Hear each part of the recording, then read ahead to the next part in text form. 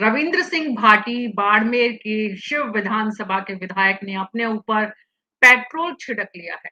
ये खबर जैसे ही हम सुनते हैं तो लगता है कि न जाने क्या ऐसा तूफान आया कि रविंद्र सिंह को ऐसा करना पड़ा। शिव के विधायक रविंद्र सिंह भाटी, जिनकी सोशल मीडिया पर जबरदस्त फैन फॉलोइंग है, आज उनका वीडियो वायरल हो रहा है जिसमें वो मजदूरों की मांगे नहीं मानने के कारण अपने ऊपर पेट्रोल छिड़कते हुए नजर आ रहे हैं। बस पेट्रोल छिड़कना ही था कि आसपास के लोगों ने जबरदस्त ढंग से उन्हें संभाल लिया। उन्हें किसी तरह की कोई चोट परेशानी इससे नहीं हुई है, ना ही कोई आग लगी है। लेकिन देखिए राजनीति क्या-क्या करवाती है। शिव के विधायक को ऐसा क्यों करना पड़ा? ये सवाल है जिसका जवाब राजस्थान की जनता ढूंढेगी, देश के युवा ढूंढेंगे।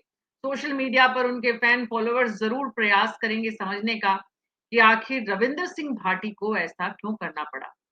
सवाल हम भी सोच रहे हैं कि रविंद्र सिंह भाटी को प्रशासन से या भजन लाल सरकार से अपनी बात मनवाने के लिए क्या वाकई में पेट्रोल खुद पर छिड़कने की जरूरत थी?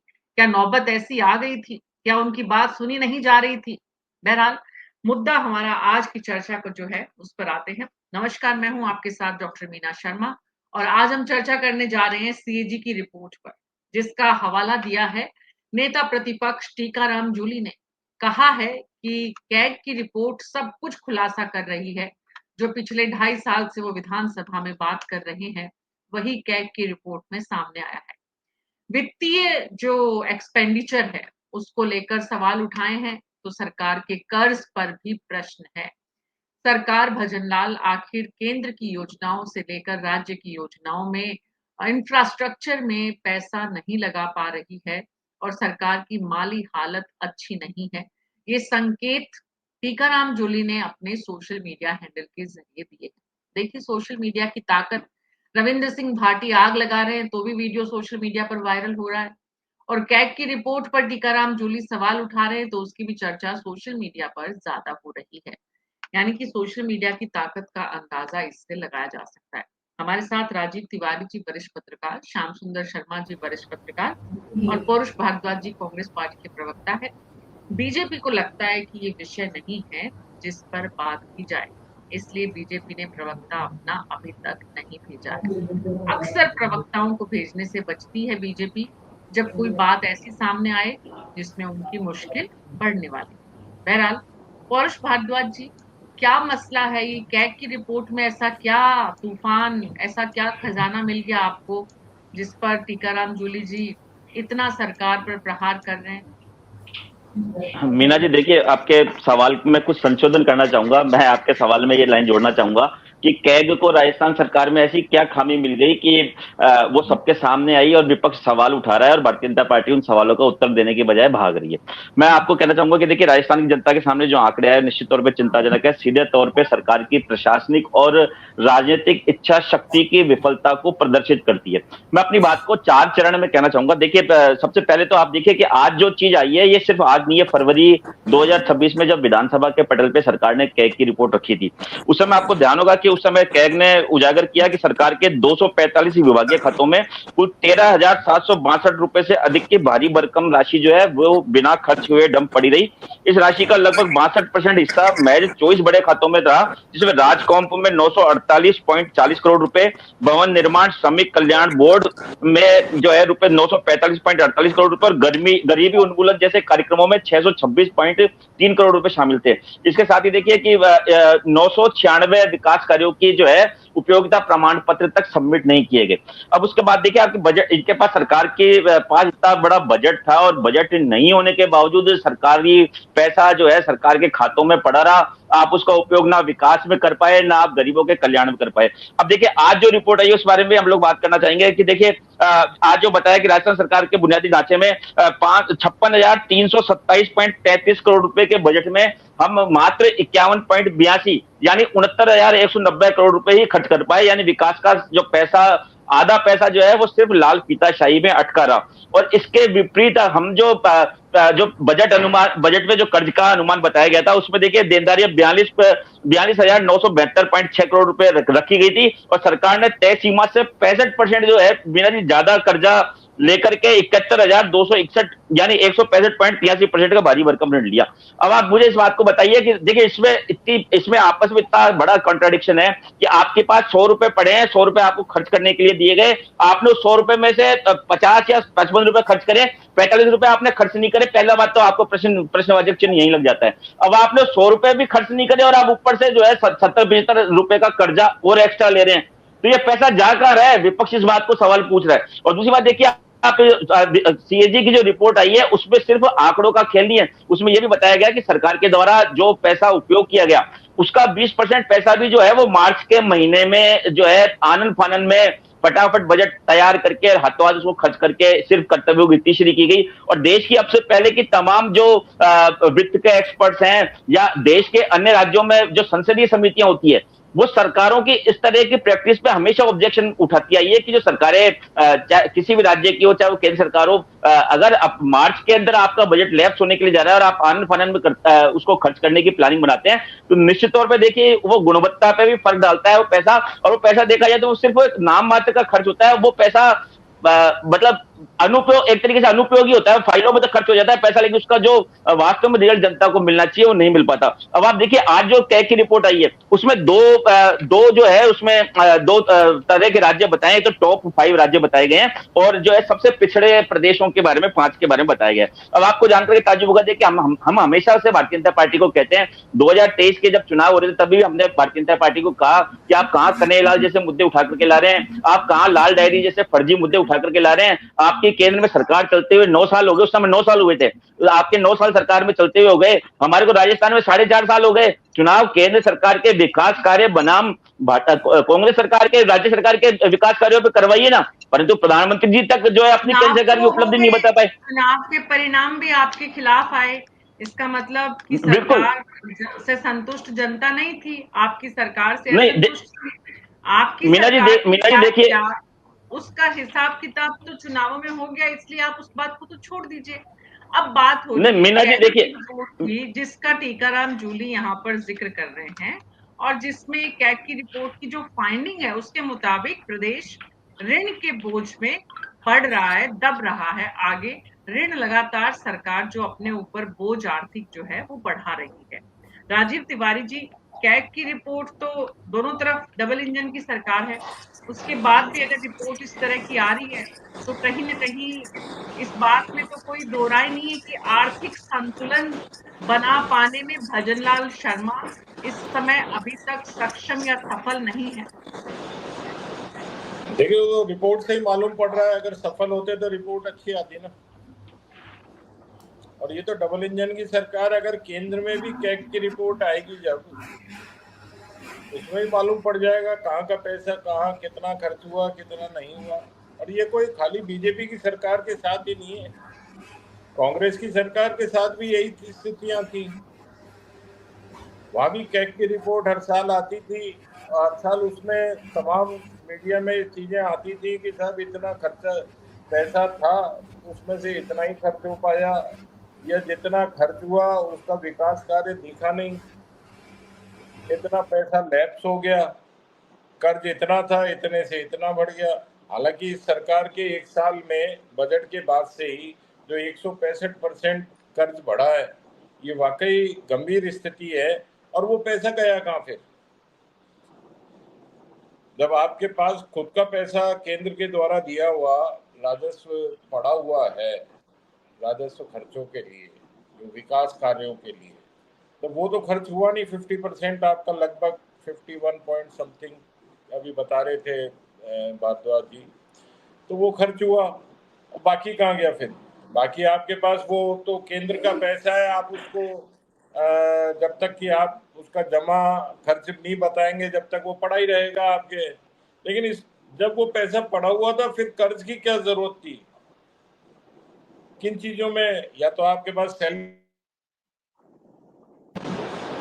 या आपके पास और जो रोजमर्रा के खर्चे हैं उन सरकार के, उसके लिए पैसे नहीं है, तो कर्ज किसके लिए लेता है आदमी?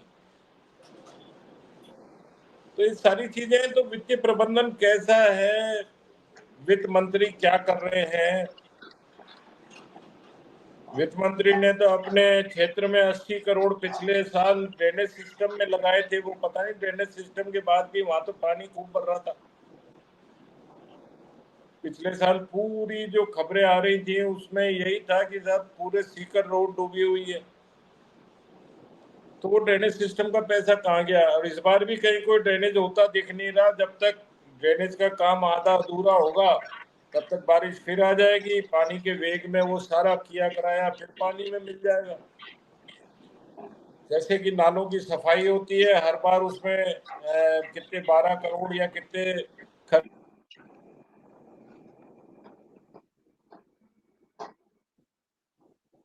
और उसके बाद फिर स्थिति ये आती है कि नालों के बाहर ही जो सफाई होती है उसको मतलब 30-40% नालों की भी सफाई पूरी अच्छे से नहीं हो पाती, और जो होती जी। है उसकी गाद भी वहीं पड़ी रहती है बाहर।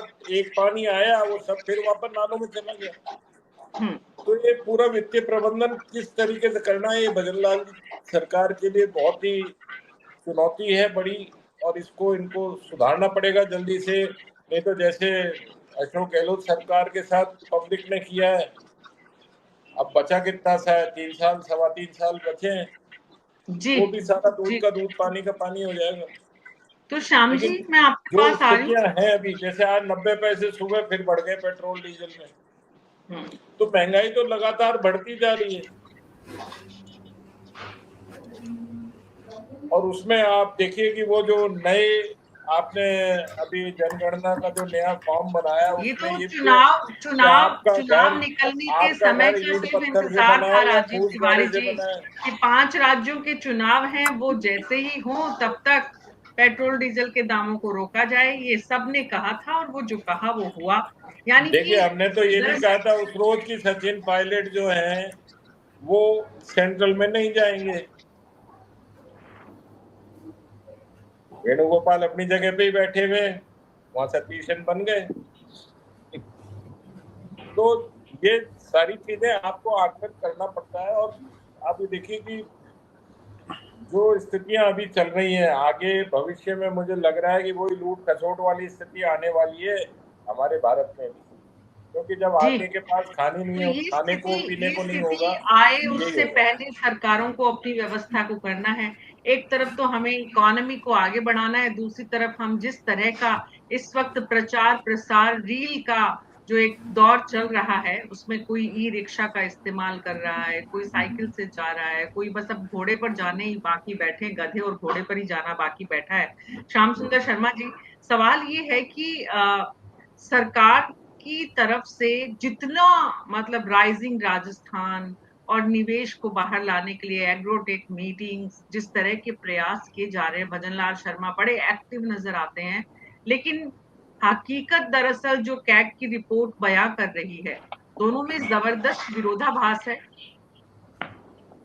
मीना जी, ये बात सही है कि प्रतिपक्ष के नेता खुद उसकी कमेटी के चेयरमैन होते हैं, जो कि पीएससी की कमेटी होती है, उनके ही ये कैग की रिपोर्ट पर डिस्कस होता है। अब तो विधानसभा में इस पर डिस्कस होना तो बंद हो गया। वो रिपोर्ट जब आने के बाद उन्होंने खुद ने उजागर किया है कि भाई किस तरह की स्थिति है। कह रहे थे कि 5 साल बनाम 2 साल का डिस्कस विधानसभा में हुआ था। तो मैंने भी बहुत सारे तथ्य रखे थे, प्रतिपक्ष के नेता बता रहे हैं कि भाई मैंने ये कहा था कि आपके पूंजीगत व्यय जिस तरह से खर्च होने चाहिए थे वो नहीं हो रहे हैं, और जितना प्रावधान करते हो वो भी खर्च नहीं होता। देखिए, स्थिति तो अच्छी नहीं है। अब कर्जा लेने के लिए देखिए, आपको कर्जे का ब्याज चुकाने के लिए कर्जा लेना पड़ता है, और जिस तरह से एक्सपेंडिचर बढ़ रहे हैं वो चिंता का विषय निश्चित तौर पर प्रदेश की सरकार के सामने है। आप भी देख रहे हैं कि ट्रेजरी को भुगतान करने के लिए किस तरह के दिशा निर्देश दे रखे हैं। जो व्यक्ति रिटायरमेंट होता है उसको भी एक साथ भुगतान नहीं होता, तो इसका मतलब राज्य की स्थिति तो ठीक नहीं है। अब डबल इंजन की सरकार होने का मतलब ये तो नहीं है कि केक की रिपोर्ट बदल जाएगी। केक की रिपोर्ट तो वही आएगी जो वास्तविक स्थिति है। अभी मैं पोरोस जी को सुन रहा था, बड़े तरीके से बहुत सारी चीज कह रहे थे। अशोक गहलोत की सरकार में ओवरड्राफ्ट होता था, अभी ओवरड्राफ्ट की स्थिति जैसी बन रही लेकिन हुआ नहीं है। तनख्वाह देने के लिए पैसा नहीं होता तो उसके लिए कर्ज लेना पड़ता था। तो अभी स्थिति, राज्य की स्थिति ठीक नहीं है, ये सब उजागर है, सही बात है। अब हम देखेगा कि प्रधानमंत्री जी ने कहा है कि भाई आप बचत कीजिएगा, भविष्य में स्थिति खराब हो सकती है। आज राहुल गांधी भी कह रहे थे कि भयंकर स्थिति खराब होने वाली है, और प्रधानमंत्री जी देश में रहने के बजाय विदेश यात्रा पे चले गए। देखिए, चिंता का विषय सबको पास, सबके सामने है कि हम किस तरह की स्थिति में जाने वाले हैं।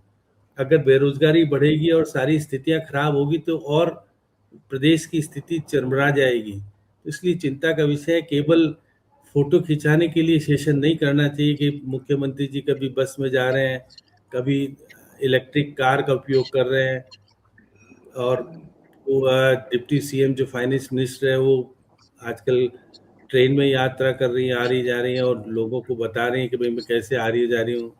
और उद्योग राज्य मंत्री देखते हैं कि ऑटो रिक्शा, और फाइनेंस क्या कानून मंत्री भी ऑटो का उपयोग करते हैं। ये नियमित रूप से करें तो ठीक है। एक स्थायी रूप से रेगुलेशन बनना चाहिए कि मंत्री के पास इतनी खर्चे नहीं है कि भाई आप एस्कॉर्ट भी लेके चलो और आगे सुरक्षा दो, पीछे सुरक्षा दो, और विधायकों को भी 22 श्रेणी और पता नहीं कौन कौन सी श्रेणी की सुरक्षा व्यवस्था दे करके जो सरकारी साधनों का दुरुपयोग या किया जाता है, क्योंकि उनका खुद का पैसा तो होता नहीं है। जिस प्रकार से अभी भी आप पूर्व मुख्यमंत्री को इतनी सुरक्षा व्यवस्था दे करके फिर क्या कर, जब हाई कोर्ट मना करता है कि इनको घर मत दो, इनको कैबिनेट मंत्री की सुविधा नहीं दो, लेकिन सुविधाएं अनौपचारिक रूप से जारी है। और ये आपको पता है कि पूर्व मुख्यमंत्री अशोक गहलोत के पास किस तरह की सुरक्षा व्यवस्था क्या है। तो खुद को भी त्याग करने की जरूरत है। हाँ, प्रदेश में वास्तविक स्थिति यह है कि हमारे पास पैसा नहीं है, और जिस प्रकार से कर्जा लेने की प्रवृत्ति बढ़ रही है, क्योंकि हम खर्च करने की स्थिति में नहीं है। केंद्र की योजनाओं के लिए भी पैसा चाहिए, तो हम कर्जा लेंगे और उसमें निवेश करेंगे, क्योंकि केंद्र अगर 50% देता है तो 50% हमको भी देना पड़ता है। तो उसके लिए हमें कर्जा लेना ही पड़ता है, और कर्जे का सदुपयोग नहीं और दुरुपयोग होता रहे। जिस प्रकार से अब देखिएगा कि मैं कह सकता हूँ कि बड़ी योजनाओं में इन्वेस्ट किया जाना चाहिए जिसका दीर्घगामी लाभ राज्य को मिले, लेकिन ऐसा नहीं हो रहा है। हो रहा यह है कि वेतन भत्ते चुकाने के लिए भी हमको कर्ज लेना पड़े, और फिर स्थिति और नाजुक हो जाएगी जब हम बहुत स्थिति में ऐसे में आ जाएंगे कि हम खर्चे तो बढ़ाते जाएंगे, आमदनी कम होगी, तो हमारे राज्य की स्थिति खराब हो जाएगी। अब जैसे उन्होंने मैं तो देख रहा था टीकाराम जूली का ट्वीट कि भाई हमारे राज्य दो हैं, अब दो राज्य हैं इनके पास, वहां पर हमारी स्थिति ठीक है, हम राजस्थान को और पिछड़ा मान रहे हैं। आप अलग स्थितियों को देखना चाहते हो, लेकिन प्रदेश की स्थिति में सुधार कैसे हो, आप प्रतिपक्ष के नेता के नाते आपको सुझाव भी देना पड़ेगा, क्योंकि पब्लिक अकाउंट कमेटी के चेयरमैन तो आप भी हो। आपको जी, खुद को उस स्थिति में उजागर करना चाहिए कि हम इस स्थिति में सुधारने के लिए क्या कुछ कर सकते हैं, और आप लेकिन पब्लिकली विपक्ष की भूमिका सिर्फ बताने तक या सवाल उठाने से ज्यादा क्या अपेक्षा की जानी चाहिए? श्याम सुंदर शर्मा जी, सवाल ये है कि हम जहां प्रदेश राजस्थान देश का सबसे बड़ा प्रदेश भौगोलिक रूप से, अगर हम प्राकृतिक रूप से भी कहें तो पर्यटन का इतना बड़ा केंद्र, अगर हम खनिज और मार्बल के पॉइंट ऑफ व्यू से देखें तो भी जो है खनन में भी बहुत कुछ राजस्थान के पास ऐसा है। स्टोन बिजनेस इतना बड़ा है, तो ऐसा नहीं है कि राजस्थान के पास कुछ है नहीं। और राजस्थान के मुख्यमंत्री जब से मुख्यमंत्री बने तब से निवेश लाने की जो कोशिशें भी कर रहे हैं, लेकिन उसके बाद भी अगर इस तरह की स्थिति है तो उसके लिए जिम्मेदार किसको मानते हैं आप? पौरुष भारद्वाज जी, सिर्फ मौजूदा सरकार पर आप इस विषय को टालकर क्या पिछले सालों की व्यवस्था जो आगे बढ़ी उससे अपने आप को बचा लेंगे? क्योंकि अर्थव्यवस्था एक दिन एक मोड़ पर अचानक नहीं पहुंचती है, वो एक निरंतर प्रक्रिया का हिस्सा है। आज राजस्थान की जो अर्थव्यवस्था है उसने पिछले 5, 10, 15 सालों में जिस तरह से रफ्तार अर्थव्यवस्था की आगे बढ़ी, उसकी भी अपनी भूमिका है। मीना जी देखिए, सबसे पहले तो मैं आपने शुरू में जो श्याम सुंदर जी भाई साहब से सवाल किया और बाद में आपने मुझसे पूछा कि भाई विपक्ष की क्या भूमिका है। तो देखिए, विपक्ष की भूमिका हम दो तरीके से तय कर सकते हैं कि एक तो प्रायोगिक तौर पर और एक जो संविधान ने जो विपक्ष को दायित्व दिया उसके आधार पे। तो निश्चित तौर पे संवैधानिक दायित्व के नाते सरकार की कमियां, सरकारी प्रशासनिक तंत्र की कमियां जनता के सामने रखना हमारा फर्ज है, जिसको हम लोग निरंतर निभाते चले आ रहे हैं। परंतु देखिए, पिछले कुछ समय से, जैसा कि अभी शायद तिवारी जी भाई साहब ने बात की थी कि शुरू में कि है ना, आजकल सरकारें जो है, पहले तो जो इस तरह की कैग रिपोर्ट आती थी विधानसभा में चर्चा हुआ करती थी, सदन में चर्चा होती थी, परंतु आजकल सिर्फ ये संसदीय समिति तक रह गई। मैं आप लोगों का ध्यान यहाँ भी लेके जाना चाहूंगा कि आप सब लोग मुझसे बहुत वरिष्ठ हैं, मेरे से ज्यादा आप लोगों को सबको तीनों को जानकारी है कि है ना, पहले के समय में अगर कोई नया बिल लाया जाता था तो जनता से भी जो है उस पर सुझाव मांगे जाते थे, अखबार में विज्ञापन प्रकाशित होते थे, और उसके बाद में विधायकों की जो एक सर्वदलीय बैठक बुलाई जाती थी, और सर्वदलीय बैठक में जब सहमति बनती थी उसके बाद वो विधानसभा में प्रस्ताव आता था, अन्यथा उसको संसदीय समिति को भेज दिया जाता था। अब आज स्थिति क्या हो गई मीना जी, मुझे बताइए। आपकी विधायकों के पास कोई नया बिल सरकार लेके आती है, कोई नया विधेयक सरकार लेकर के आती है, 2 दिन पहले तो उसकी प्रतियां विधायक के पास पहुंचती था कि विधायक जो है उसमें कमियां ढूंढ करके कोई सरकार के खिलाफ आपत्तिजनक जो है कोई तैयारी ना कर ले। तो ऐसी स्थिति में जब विपक्ष पे को आप सहयोगी मानने की बजाय उससे आप शत्रुवत व्यवहार करेंगे, और देखिए एक नया ट्रेंड हो रहा गया कि अब तो विपक्ष का भी विपक्ष हो गया।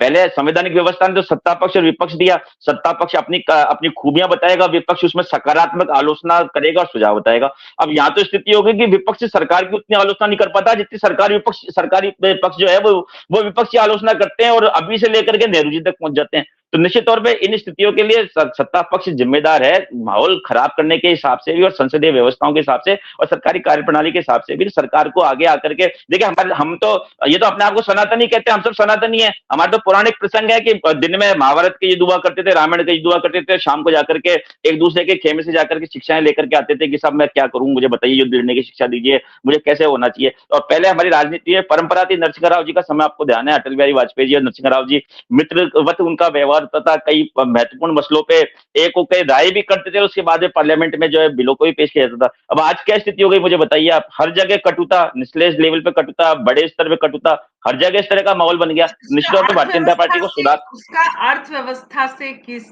तरह से संबंध स्थापित करने की कोशिश कर रहे हैं आप? पौरुष अर्थव्यवस्था भारद्वाज, मुद्दा देखिए मीना ये है जी, कि लोकतांत्रिक प्रक्रिया, राजनीति जो है वो उसमें वो शुचिता नहीं रह पाई है जो रहनी चाहिए, वो एक अलग मुद्दा है।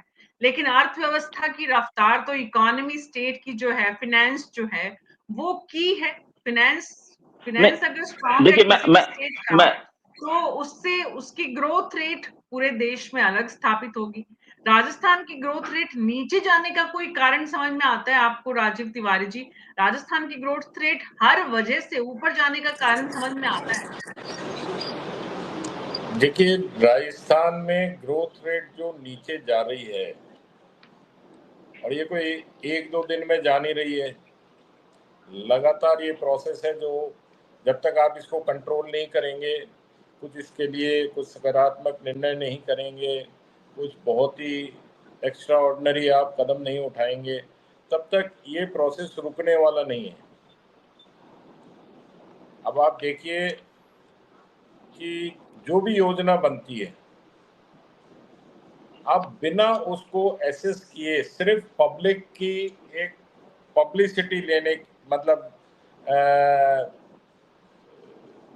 एक तरीके से वोट कैचिंग जो चीजें होती हैं, आप सिर्फ, आपके पास पैसा है नहीं 10 रुपए, आप 10 लाख की घोषणा कर दो, वाहवाही लूट लो, फिर उस 10 लाख की घोषणा के लिए आप उसके पब्लिसिटी पे 8 लाख रुपए खर्च कर दो, तो वो फिर कैसे चीजें संभलेंगी? पैसे तो 10 ही रुपए थे आपके, जो घोषणा करी, फिर उसकी पब्लिसिटी पे आपने खर्च किए, उसकी डीपीआर पे खर्च किए, न जाने कितनी आपने उसके लिए शाखाएं बढ़ा दी, लेकिन पैसा आपके पास है नहीं। अब आप देखिए, केंद्र ने भी आपको मंजूरी दे दी, स्टेट ने भी मंजूरी दे दी मेट्रो फेज 2 कि वहां से प्रहलादपुरा से और टोडी मोड़ तक 47 किलोमीटर या 46 किलोमीटर कितनी है, आपसे 2 किलोमीटर फेज 1C तो बन नहीं रहा, और आप 47 किलोमीटर की योजना लाके, और आपने टारगेट भी दे दिया 2031 तक हम इसको पूर्ण कर देंगे। और उसका कितना आप उस पे खर्च कर रहे हैं, कितनी बार उसकी डीपीआर बन गई, कितनी बार, मतलब वो वसुंधरा जी की सरकार के समय से डीपीआर बन रही है, फिर गहलोत साहब ने डीपीआर बनाई, पता नहीं कितनी तो उसकी डीपीआर बन चुकी है। ऐसे ही ईआरसीपी आप देख लीजिए, 80,000 या कितना 1 लाख करोड़ पर पहुंच गई वो योजना। तो तो उसमें आप काम कैसे करोगे जब आप पास पैसा है नहीं, और आप उसके लिए कर्ज ले लेके आप उसको बनाओगे, तो उसका फायदा क्या मिलेगा इनमें? जी, तो राज्य की आर्थिक हालत ऐसी होने का श्याम जी क्या कारण समझ में आता है आपको? सरकार की नीतियां, सरकार की कार्यप्रणाली, सरकार की स्थिति, सरकार का ओवरऑल रेवेन्यू मॉडल समझ में क्या आता है? क्यों हम यहाँ पहुंचे हैं जिसकी वजह से कैग की रिपोर्ट में हम पिछड़े राज्यों की श्रेणी में शामिल हो गए हैं? मीना जी, हम तो बहुत पिछड़े थे, उसके बाद सुधार होता होता अब पिछड़ गए वापस से। देखिए, क्या मैं कह सकता हूँ कि जिस प्रकार से सरकारी व्यय बढ़ रहा है, हम वित्तव्ययता की बजाय जिस प्रकार का वैभव में खर्च कर रहे हैं पैसा, उस पे कटौती करने की बात जरूर करनी चाहिए। अब दिखावे की जगह हमको स्थायी रूप से निर्णय लेना चाहिए कि हम किस प्रकार से सरकारी खर्चों का कटौती करके हम कैसे कर सकते हैं। अब सचिवालय में देखिएगा, बिना बात एक अधिकारी के यहाँ 4-4 एसी लगते हैं, जबकि एक एसी से काम चल सकता है। उसमें मितव्ययता की देखिए, जहाँ जरूरत है वहाँ करने की जरूरत है, लेकिन नहीं हो रहा। मुख्यमंत्री कार्यालय पहले सचिवालय में हुआ करता था, अब आजकल अलग है। 450 कर्मचारी काम करते हैं, कितने आईएएस लगते हैं, उसका आउटपुट क्या आता है ये आपको पता है। तो ये सब चीजें, क्योंकि अपव्यय बढ़ाने का काम जिस प्रकार से किया गया है, उस पे कटौती किए जाने की अत्यधिक जरूरत है। आप देखिएगा कि निश्चित तौर पे मेट्रो में पैसा लगाए जाने से स्थायी रूप से अगर कैपिटल तैयार होगी, तो आपको आने वाले समय में उसकी आमदनी प्राप्त होगी। क्योंकि हम पहले तो हम अपने साधनों से मेट्रो लेके आए थे और खर्च कर रहे थे, लेकिन अब 50% अगर केंद्र सरकार पैसा देती है और 50% में हम कर्ज लेके भी अगर उसमें उपयोग करते हैं, समय रहते हुए टारगेट फिक्स करके अगर बन जाती है, तो कैपिटल इन्वेस्ट किया जाना जरूरी है। केवल कैपिटल इन्वेस्ट की जगह हम तो अपव्यय इसलिए बढ़ा रहे हैं कि हम सरकारी तनख्वाहें तो बढ़ाए जा रहे हैं, उसका आउटपुट कितना कैसे मिल रहा है ये आपने भी देख लिया। उसमें किस प्रकार से कटौती करके किस प्रकार से किया जाए। अब ईआरसीपी में भी हमको 90% मिल रहा है, तो 10% हम दे रहे हैं, तो उसमें हमको खर्च करने में कोई दिक्कत नहीं होनी चाहिए। उसमें तत्काल जी, तरीके से पैसा लगे, और स्थायी रूप से अगर सरकार कुछ कर पाने में कैपिटल इन्वेस्टमेंट जितना ज्यादा होना है, उससे विकास की दृष्टि से अच्छा माना जाता है। अगर आप कैपिटल इन्वेस्टमेंट की जगह एक्सपेंडिचर बढ़ाए जाओगे, और हम्म, तो हम स्थिति ठीक नहीं होती। अब हाँ, विधानसभा में चर्चा की जो स्थल है, वहां पर इस पे खुले रूप में चर्चा करने का जो पहले प्रवृत्ति थी, उस पर क्यों रोक लगा दी गई? क्यों किस तरह से विपक्ष मांग भी नहीं करता तरीके से? विपक्ष मांग करेगा तो उसको पता है कि उनकी सरकार का वक्त का भी चर्चा आएगा तो उनकी भी बीच बारी में आएगी, आएगी। इसलिए कहते हैं आउट हाँ, करो उसको। तो पुरोहित जी, हम्म, निश्चित तौर पर सरकार केवल यही नहीं 5 साल का नहीं है, हम आने वाले टारगेट, अभी तो सरकार 2045 तक का टारगेट फिक्स करना चाहती है। तो 2043 तक का टारगेट तो फिक्स करना चाहते हो, लेकिन किस तरह से अचीवमेंट करोगे? अब शुरुआत में तो कहते थे कि हमने राइजिंग राजस्थान किया, इतना करोड़ रुपए का निवेश की चर्चा हो गई। लेकिन उस जहां राइजिंग तक राजस्थान का दरअसल ग्राउंड पर हकीकत में तब्दील कितना हुआ? कितना निवेश विदेश से या देश से दूसरे हिस्सों से आया? कितनी बैठकें मुख्यमंत्री ने खुद बाहर जाकर की? उसके बाद भी अगर परिणाम सीएजी की रिपोर्ट में इस तरह के हैं, तो वो वाकई में प्रदेश के लिए, प्रदेश की सरकार के लिए, राजस्थान की जनता के लिए चिंता का विषय है। आप सबका बहुत-बहुत शुक्रिया इस चर्चा में शामिल होने के लिए। न्यूज़ 24 पर हमारी कोशिश रहती है कि समाज में जो कुछ हो रहा है, सरकारें जो कर रही हैं, वो समाज जाने और सरकारों को पता रहे कि कहाँ चूक हो रही है। तो अर्थव्यवस्था इस वक्त राजस्थान की पटरी से उतरी हुई है।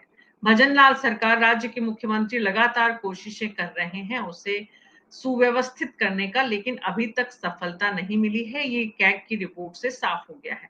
आने वाले दिनों में और कितनी इस विषय में सरकार चुस्त दुरुस्त होती है और रफ्तार पकड़ती है, अर्थव्यवस्था को पटरी पर लाती है, मजबूती की तरफ आगे बढ़ती है, ये देखना होगा। हमारे न्यूज़ 24 के फेसबुक और यूट्यूब पर आप अपडेट्स के लिए ज़रूर देखते रहिए और कमेंट बॉक्स में जाकर अपने सुझाव भी दीजिए कि भजन लाल शर्मा अपने प्रदेश की सरकार को अब पटरी पर लाने के लिए क्या कुछ ऐसा करें जिससे कि अर्थव्यवस्था को गति मिले।